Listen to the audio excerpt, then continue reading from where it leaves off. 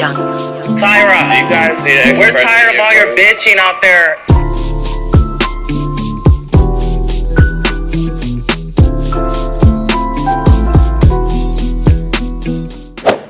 Hey guys, welcome to episode 2 of the podcast. Thank you guys for tuning back in. And I just want to, I hate podcasts that have super long intros, so I will promise to always try to keep them as sweet and short as I possibly can. But I just wanted to say how grateful and happy I am that you guys enjoyed my first episode. I definitely wasn't really expecting so many people that know me in real life and so many people who know me online to really fuck with what I was saying, to be honest, because I just kind of felt like I was going off on a tangent a little bit, but it seemed like you guys seemed to really enjoy it. So thank you so much for the kind words, all the feedback, and everything like that.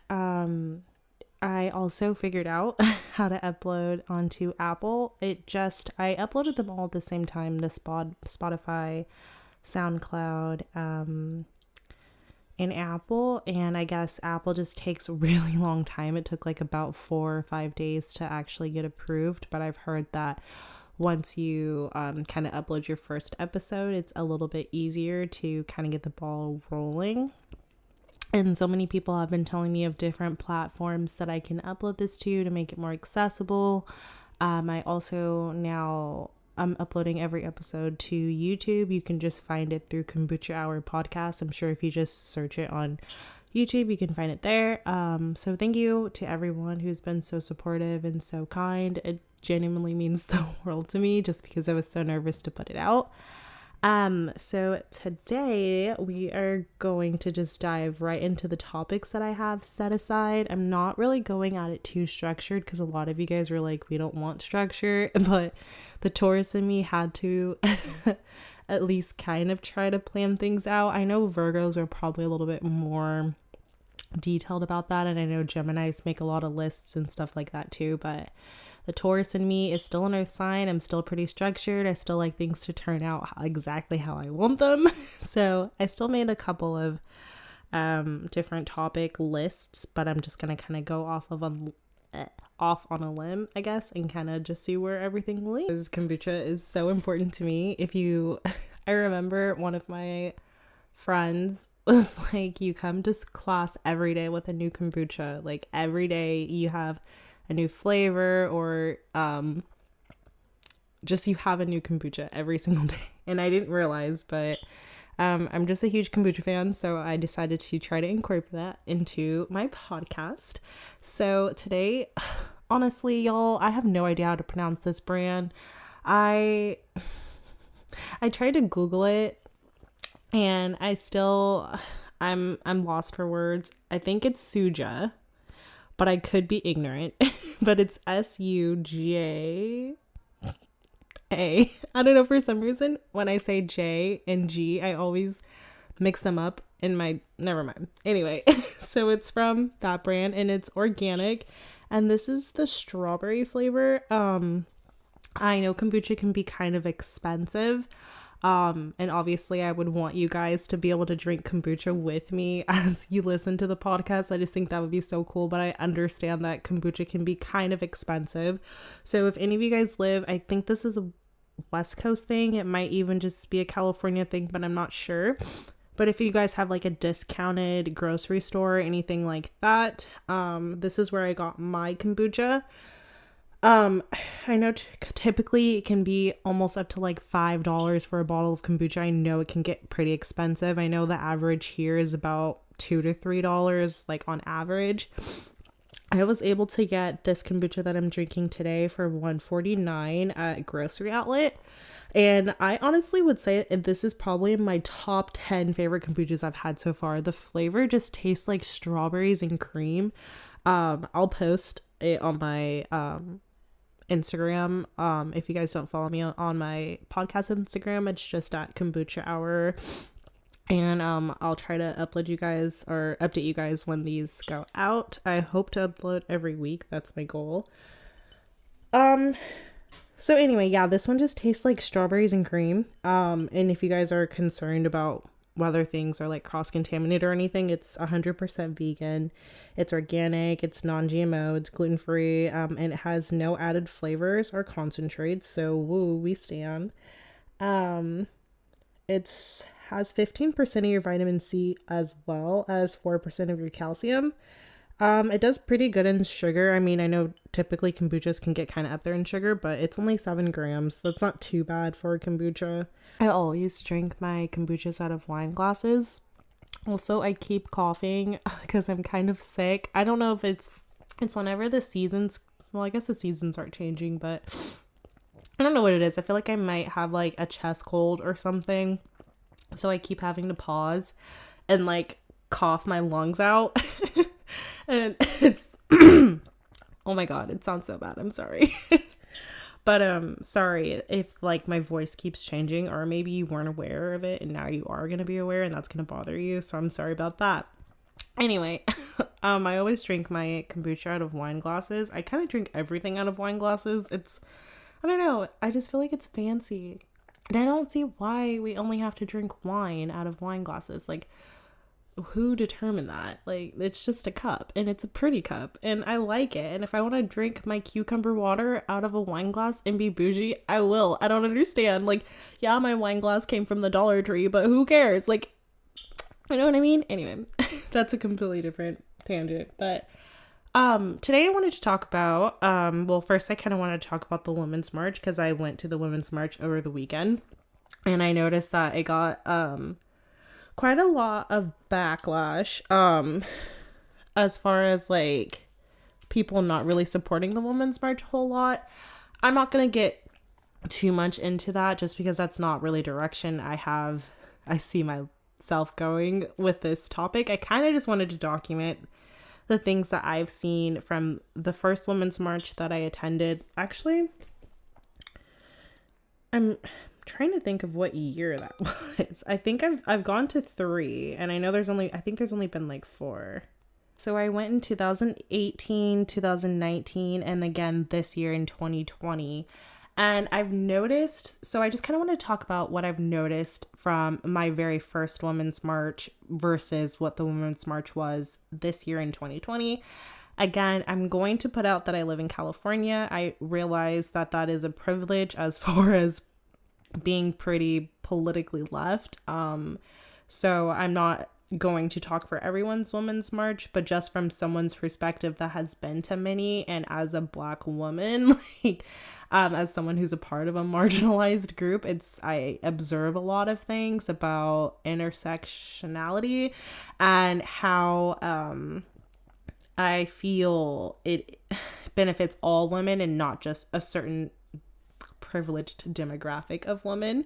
And I'm not just talking about white women. It could just be like heterosexual women, or you know what I mean. Like, I'm just talking about women that are typically in the spotlight versus women who typically don't get a lot of attention. And we should be focusing on the people who are being oppressed, I guess the most.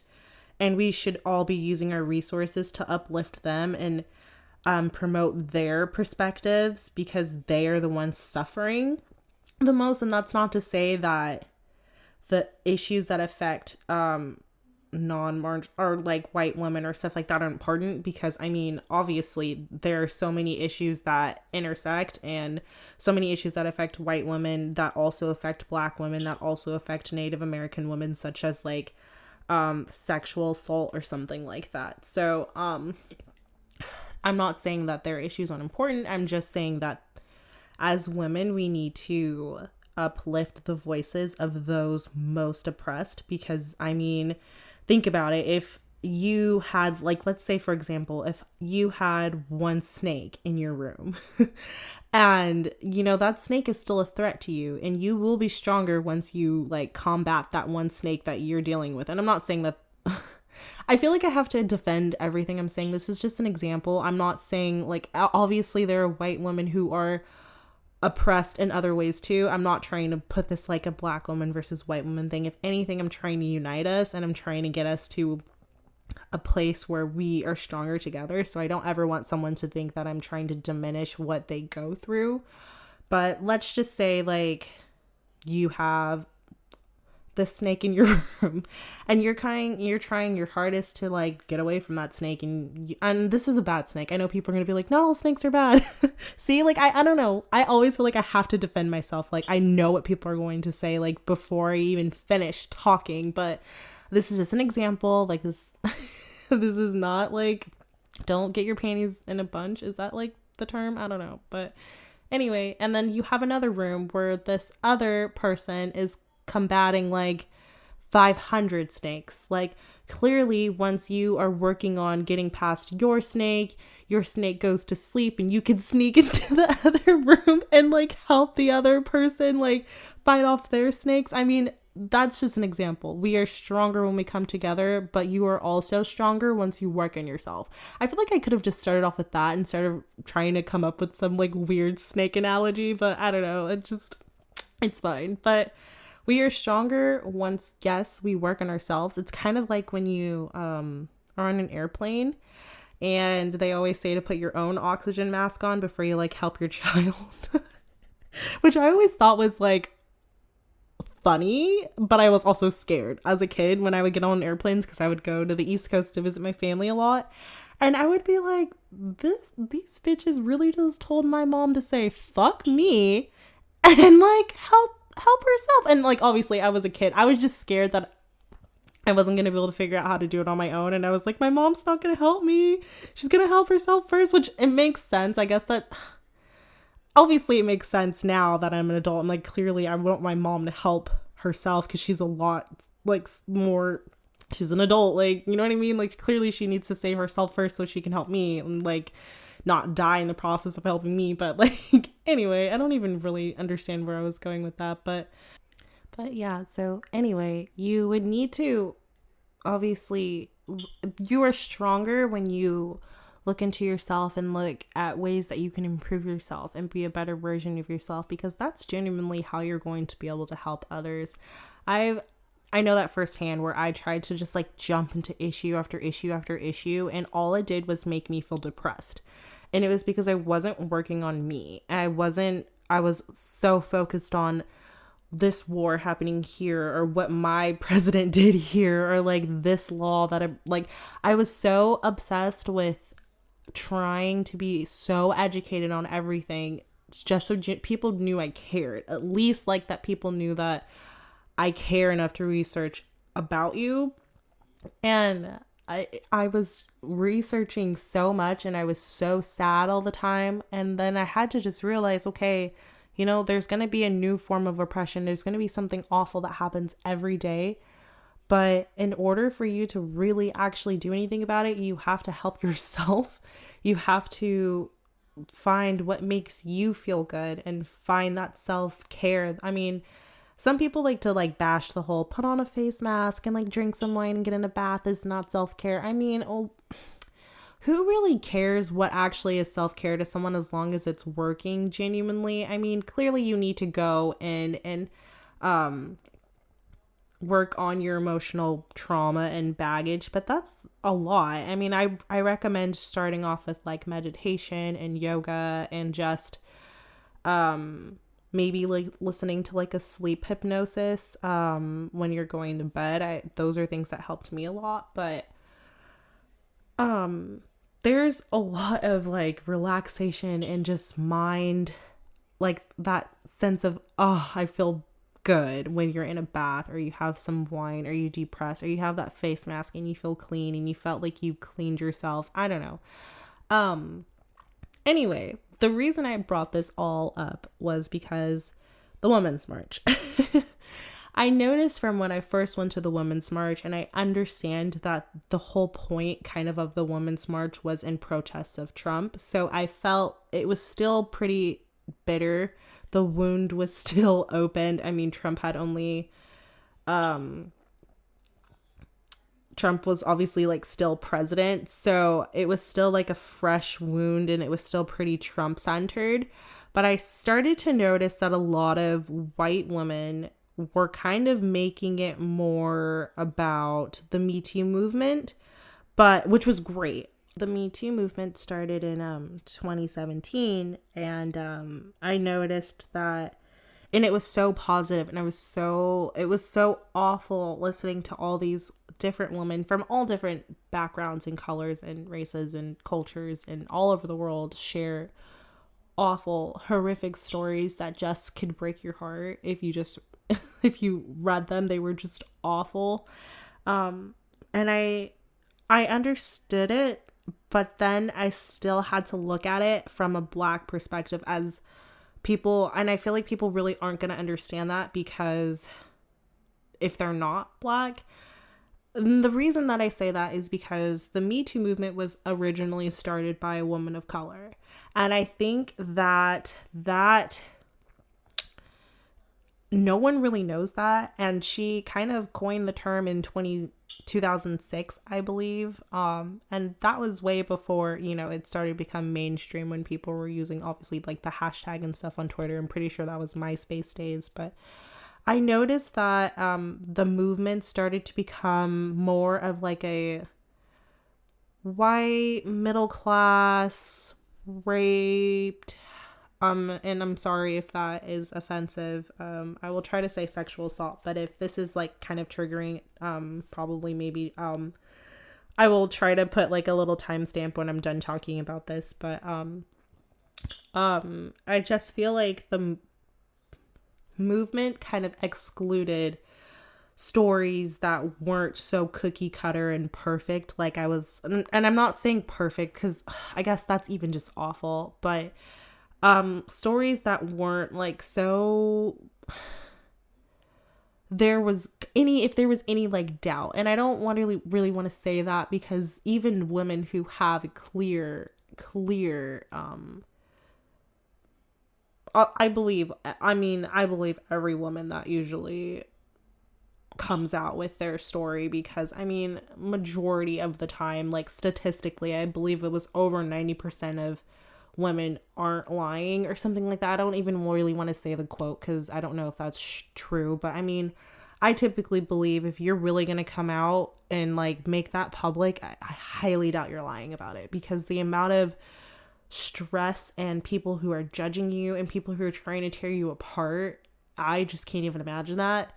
And I will always believe the woman. But I started to see how if the story wasn't, I was at a college party and I was saying no and screaming the whole time, if it wasn't kind of just like that, I noticed that the stories weren't getting a lot of attention. And it kind of rubbed me the wrong way because this whole thing started from a woman of color's perspective. And the fact that we were, again, draining out Black women who are statistically going through so much oppression as far as domestic abuse and sexual assault and things like that. I noticed, especially at the Women's March, the first one that I attended in, was it 2018? 2018. Whenever Black issues were brought up, I noticed less people were cheering, especially Black trans issues. A lot of white women weren't really on board for that. I noticed that I was kind of the only one around that was listening. I noticed that, for 2018 and 2019, I stayed till pretty much the end when a lot of women of color were the ones speaking. And I noticed that the energy of the crowd changes when it's Black issues. And I get that it's because it's not something that you can really relate to, but it's something that you should want to know more about as far as being an ally, because this is someone's life, and just because it doesn't relate to you doesn't mean that it's not important. And I was so surprised to go to 2020's Women March and see not only Native American or Indigenous people being the forefront and the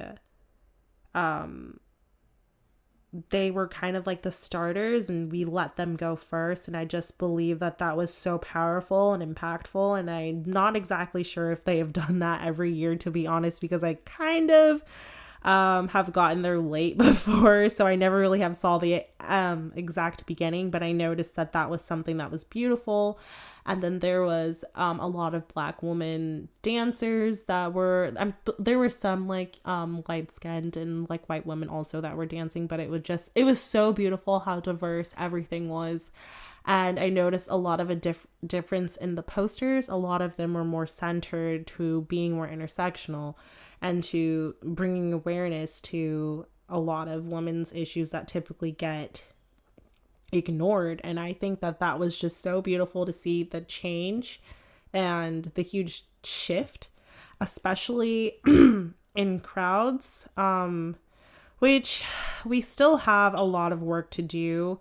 But I've noticed when the Indigenous people were performing their songs and singing and playing music for the beginning of the speeches, everybody was respectful and listening. Even the anti-vaxxers that were there protesting put their signs down and were respectful of it. What rubbed me the wrong way is that I think it was when either Black Women United or maybe it was something to do with Black trans youth. I'm not exactly sure what organization it was. That's when the anti-vaxxers decided to go and put their signs up. So I'm like, okay, I'm happy that you guys decided to at least have the decency to put it down during the Indigenous performance. But I mean, there's still a lot of work to do as far as respecting Black lives and Black perspectives. So anyway, I just wanted to kind of put that out there and put that as something that I've noticed. It was a huge shift this year. And I think that comes with more and more people wanting to know and wanting to educate themselves and not being afraid to go into social arts and like liberal arts and stuff like that in college. I think that stuff is so beneficial. I mean, my sociology class, I'll never forget them. They have always been so beneficial. And I think a lot of people are changing. And I'm not by any means saying we don't have hella work to do, because we all do. But I just wanted to point that out, that I did see a huge shift and a huge difference in the amount of people who were so supportive of people of color, especially Black women, and how many people were at the donation tables to help out and volunteer with Black Women United. And it was just beautiful. Loved it. Had a good experience. As far as the actual purpose, I guess, big main topic that I wanted to get to today is I'm kind of just going to focus more on just the Black perspective and experience. If you guys know, on Twitter, I asked you guys what you guys wanted my next episode to be, and majority of you guys chose Black veganism and kind of dissecting what Black veganism is and how that differs from white veganism and what it actually is and what it means. And so since then, I've done so much research and I've determined that it's something that I can't rush in a week's worth of research. Trust me, I have literally 5 pages of research, handwritten notes, and just so much shit trying to push out and like make sure I get everyone's perspective, because I've noticed that what actually Black veganism is hasn't really been defined, and it's kind of controversial, and a lot of people have different theories, and that's why it's so important. And that's why I always change my name on Twitter, if you've noticed, to Black Perspectives Matters, because I think we get into this habit of saying Black Lives Matter, and I think that's beautiful. But I think we live in a society where a lot of white people are I think we live in a society where we have a lot of racists that don't want to be called racist. And they will say, I don't hate black people, or I don't care if a black guy works with me, or I don't care as long as they, it's the same thing kind of with homophobia. It's like, I don't care about gay marriage. If you want to get married, whatever, but don't kiss in public. But it's like all these conditions on your blackness and all these conditions on your sexual orientation. There's always these buts that go along with fitting social norms and making sure you don't deviate too much from that social norm. And those social norms are set by the most privileged in society, which is usually white males. The reason why I feel like I always want to say black perspectives matters more than black lives, not more than, because Black Lives Matter kind of sprouted out for police brutality. So I'm not trying to take anything away from that. I'm just trying to expand on that. So I'm not saying it's better. And obviously I always change my name back to Black Lives Matters a lot because clearly police brutality is a huge problem in our country, but I like to change it up and spice it up because black people aren't just police brutality. And that's kind of where I like to deviate from it a little bit, just because I think we're in a society where we live in a society where a lot of white people don't want to be called racist but are racist. So I think we're shifting more towards a lot of white people and it's in their head.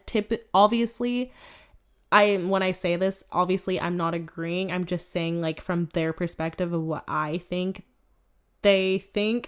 So clearly I'm not agreeing, but I think we're shifting more towards a society that agrees that Black Lives Matter. I mean, I think I'm not even going to say majority, but I think a huge portion of white people kind of will go, well, I don't think he should have been unjustifiably killed, but he shouldn't have resisted, or but he shouldn't have bad-mouthed him, or but he shouldn't have moved, or but he shouldn't have screamed, or whatever. All these, like, obviously conditions on your blackness. I mean, that's kind of what I'm getting at, is that I think a lot of white people are coming to terms that maybe, and this is not, I mean, obviously there is so many white nationalists and people who just hate black people and aren't going to tolerate even existing near them, and that's why we're seeing so many mass shootings and racially targeted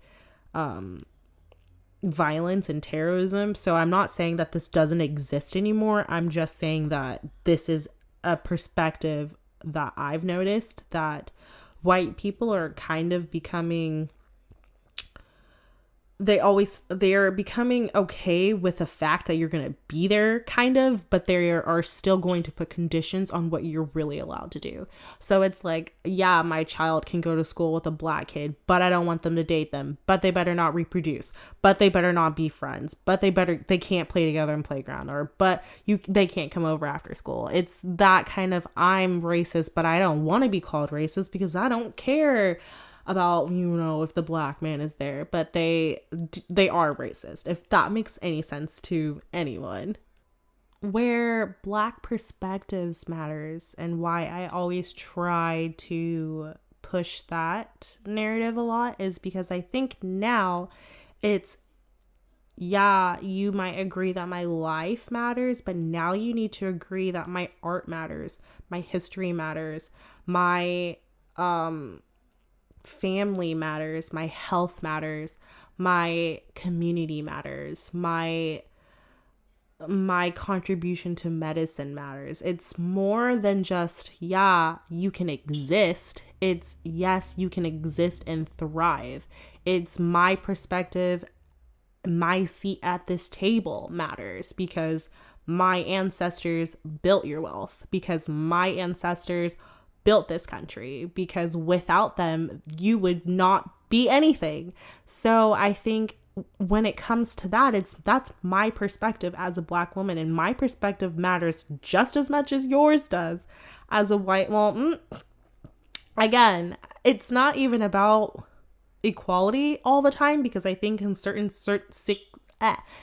situations, my perspective is going to matter more than the white man's. In a lot of situations, my perspective matters. And that's kind of where I'm getting at. It's not really a hierarchy. I don't really understand why people always want to say, so you're saying that you matter more than a white guy. I don't give a fuck about if I matter more than a white guy. What I matter is that when I put myself out there, my genuine self, who I am as a Black woman, as Tyra, I don't want to get shit from white people. I don't want to come to your house and have you be racist towards me for dating your white son.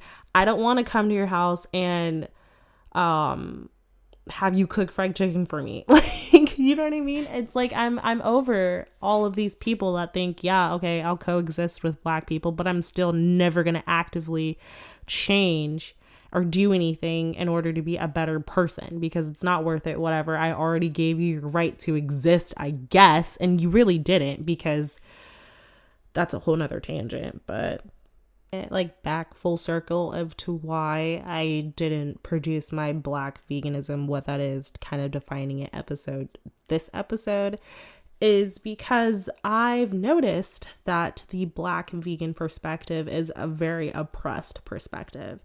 It was really hard for me to kind of get a universal definition of what Black people have decided Black veganism is. And it's hard to even think if Black people really even believe in Black veganism. I don't know if even a lot of Black people or people of color of general or at all even really believe in Black veganism, or they just believe in veganism. From the research I've done, it's so diverse, it's so different, it's so split, and I've noticed that I could be a part of defining what that is, because it is important. And I think Black people should stand up, and people of color in general should stand up and put our roots and put our legacy down in veganism, because I think right now where it's going is if we don't intersect and if we don't recruit other people of color, veganism is going to fail. If we don't make veganism seem more accessible and we don't fight for accessibility and to end poverty and to uplift communities, low-income communities, veganism will fail. Because at its core, veganism should be completely against using any being for, I guess, exploitative profit. And I mean, even that really comes from like, you really do have a job. I mean, it's like against your will. It's not like, yes, obviously when you go to work, they are using you for your labor. They are paying you a very small portion of what they will make, and you will slave at that job, and they are 100% exploiting you as a person. It is what it is. And as sad as it is what it is. But I'm more so talking about a sentient being against its will. I mean, you're choosing at the end of the day, as sad as it is, to go to work, to make money, to do X, Y, and Z. A cow is not profiting at all from being exploited. A cow is not profiting at all from being constantly forced to produce children just to have them stripped from them within a few hours of their birth.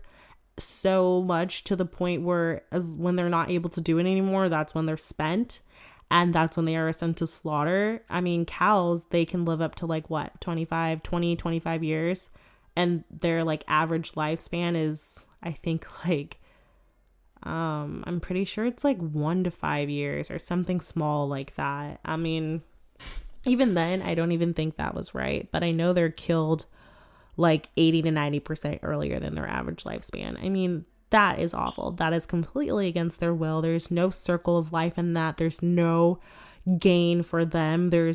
At the end of the day, you are being used for profit, for your body, against your will. I mean, so I think it's kind of hard when it comes to finding a consensus of what Black veganism is, because a lot of people don't believe that we should even differentiate between Black veganism and veganism because they think that the center is the animals. And they're not realizing that Black veganism isn't just being Black and vegan. Black veganism is your Black perspective on veganism, and that is a different perspective, and all it is a perspective. It doesn't take anything away from the animals. It doesn't take anything away from you as a vegan to realize that this Black perspective exists.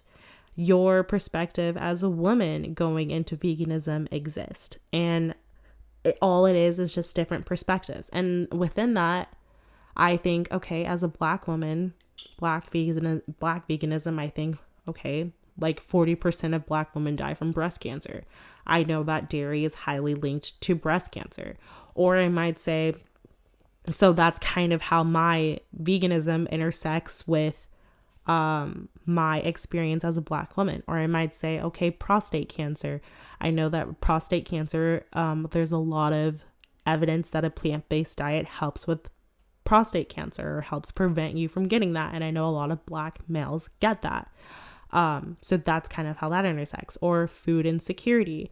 I know majority, I can't remember the statistic right now, and you guys know how I feel about not putting out correct statistics, but I know that Black people are more likely to not live in an area next to a supermarket and more likely to live in an area that has fast food options.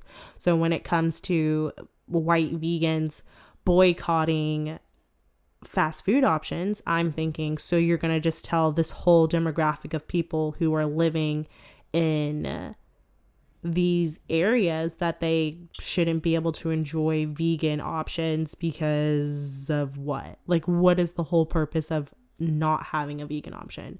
It comes from such an area of privilege to really even believe that or to say that. And so my perspective as a Black woman, or just being Black in general, is so different when it comes to veganism. So I believe that that is Black veganism, and there's so much more to that.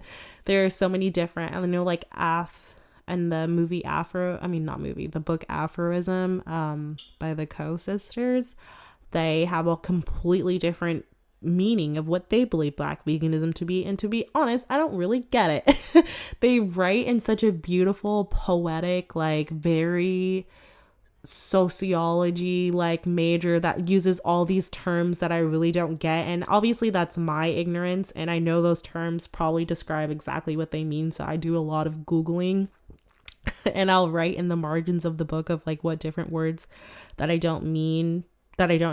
So it's nothing on their part. It's obviously me who is I'm getting into reading more, but they use a lot of terms that I'm not really used to. So I might even agree with their version of Black veganism, but I really don't understand it. It just wasn't written in a way that I got it. But I mean, their book is amazing if you ever have the opportunity to read it. I love it, and it's helped me so much put into words about how I feel about being Black and vegan, and I have yet to see a book do that. I haven't seen any book really go into depth on like kind of having veganism and Black culture and womanism and things like that in one book. So it was very just eye-opening to read. So if you guys have an opportunity to read that, it's Aphorism.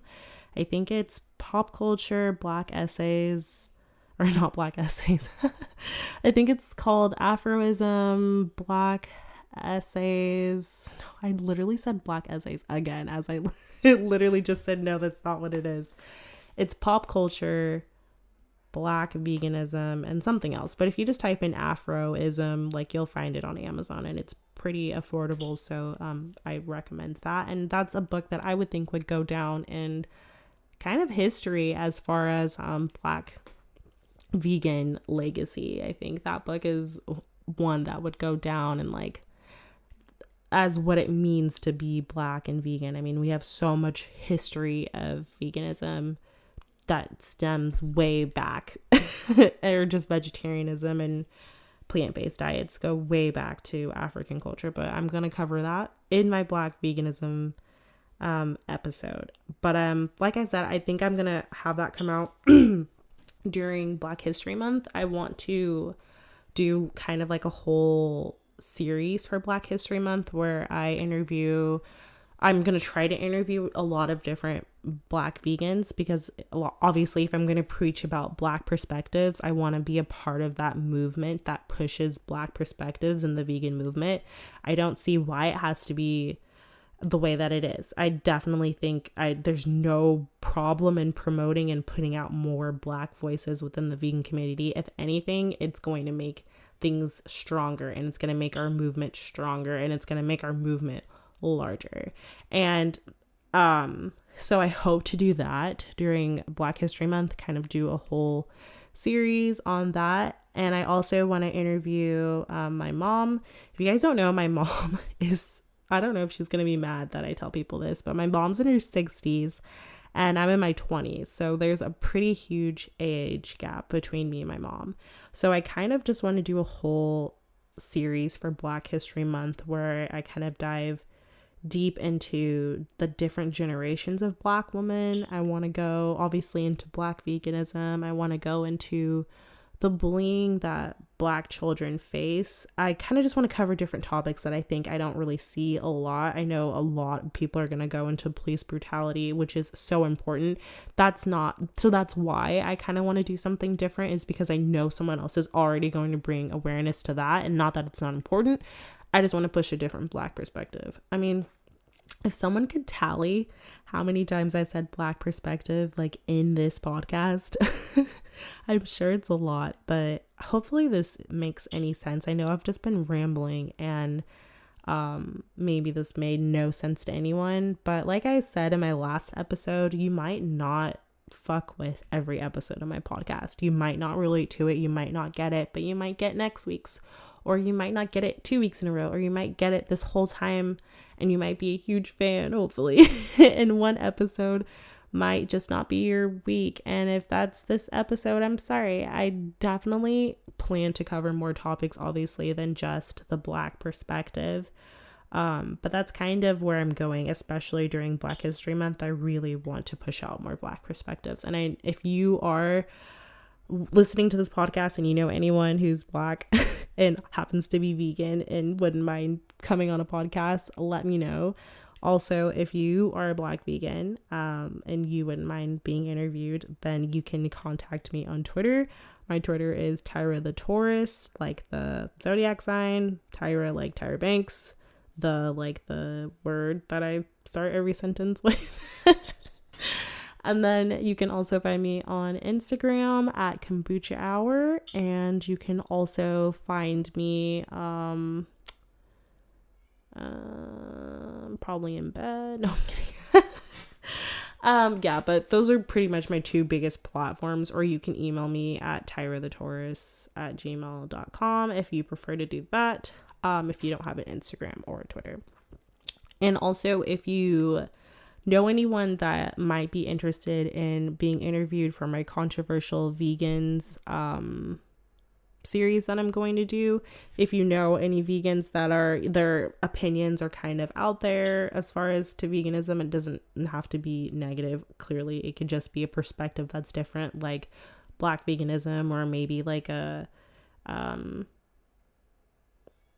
don't know, like if you know anyone's opinions that's kind of different that you haven't really heard a lot, so you think it would kind of spark some kind of controversy or topic or some kind of productive debate, or if you feel like you were that person that holds that kind of view, let me know, because I definitely want to dive more into different topics that are hard to talk about, and I want to dissect those and open those up and learn from them, because clearly, if you haven't learned from me by now, I'm one of those people that finds beauty in debate, and I remember I was on Twitter today, and I'm not gonna get too deep into it because I don't want people to know who I'm talking about, but I was tweeting something about like not being something about like finding beauty in debate, and that wasn't to say that people had to always be up for debating and always be up for a challenge. That's just saying, like, when you're up for it, be open to someone's differing of opinions. I mean, clearly you can close out of your social media and deal with what you have to deal with whenever you want to. But don't be afraid to have someone challenge your opinions, because that's how you grow and that's how you learn. And you're not going to learn by still staying and listening to the same people that always agree with you. You could be the smartest person in the world and think that you know everything, but the second someone challenges you and you're not prepared for that and you don't have an answer for that, that's going to rock your world, when you could have already been prepared and learned from an opposing view and made your opinion stronger. And I think I talked about that a little bit in last week's episode, so I'm going to try to wrap things up now. But thank you guys so much for listening to this podcast. I know that I just am rambling, and I say that a lot because I feel like you guys are going to like think that I'm not structured. I feel like I hit all the topics I wanted to talk about. So I'm excited about that. So hopefully it came out correct. I know I say and like a lot. I did an 8th grade project. I remember me and one of like 2 other people out of my class, which my class was only 90 kids, so it wasn't a lot. But I remember it was me and this one other girl, and I think someone else. We were like one of the only 3 people that failed this like 8th grade project.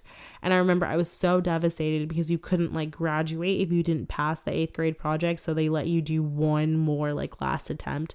And I remember the main reason that I failed was because I said and like too much. And it's like, obviously it's a filler thing and I have anxiety. And sometimes my mouth starts to like, the bottom of my jaw will literally start shaking from anxiety, where my teeth are like shut. I know this sounds so dramatic, but if you have anxiety, you'll get it. Like it just comes out of nowhere and you can't like control it too much. But if you guys want me to talk about different ways that you can kind of help your anxiety, I will do that too. But anyway, my mouth starts to like move a lot, and so my teeth jitter, and it's awful. And so I usually start to say like and like when that happens. And also they just are fillers for when you don't know what to say. So I'm going to try to be more conscious of that next week, because I told myself I was going to be more conscious of it this week, but I forgot. So I will try to be more conscious of it next week. But yeah, I don't really have anything else to say. So if you guys liked this episode, please let me know and share it with all of your friends. I would totally appreciate it. And thank you guys again so much for the support. Like, you guys were so sweet and so kind, and you have no idea how much it means to me to have like support. I know that sounds so annoying, but I just can't even express how like happy I am that you guys liked my podcast. And anyway, I'm just gonna stop mumbling. And I will see you guys in next week's episode. Good luck with your school. I know school just started for a lot of you guys. Good luck with college. If you don't know what to do with your life, just keep swimming. And I promise one day you might have clarity. And if not, you will in the next couple of years. Okay, bye.